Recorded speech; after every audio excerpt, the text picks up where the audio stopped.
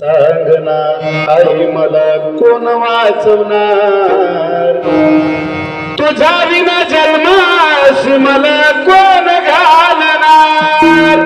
आई का मारतेस ग, मला हे जग पाहिजे आई, मला जन्माला येऊ दे.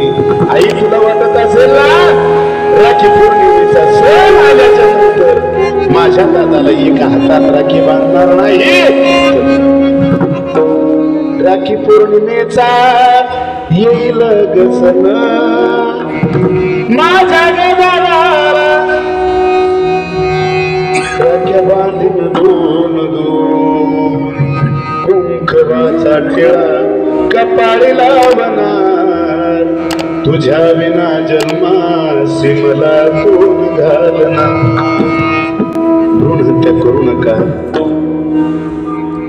गोहत्या करू नका, तसे दादा समोर जाईल. आई वडिलांची सेवा करा.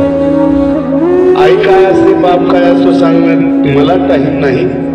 अरे मायबाप काय असतात सांगू, ज्याला हात नाही त्याला विचारा हाताची किंमत, ज्याला पाय नाही त्याला विचारा पायाची किंमत, त्याला डोळा नाही त्याला विचारा डोळ्याची किंमत, आणि ज्याच्या जीवनातून मायबाप निघून गेले त्याला विचारा मायबापाची किंमत.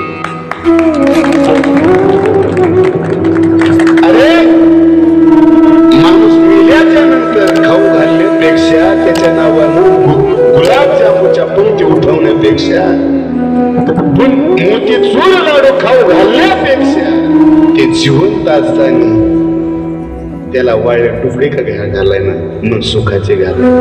मायबापाची अपेक्षा दुसरी काहीच नसते दादा, काहीच नसते. माझा मुलगा दिवसातून एकदा का मला भेटला बोलला मला समाधान वाटतं आपला लेकरू आपण पाहिलं समाधान वाटतं, एवढंच वाटतं. मायबाप काय संपत्तीसाठी नसलं दादा, एवढ्यासाठी जन्म देतात. आपला आधार आहे, म्हातारपणीचा आधार आपल्याला तो सांभाळेल. पण आता असं राहिलं नाही.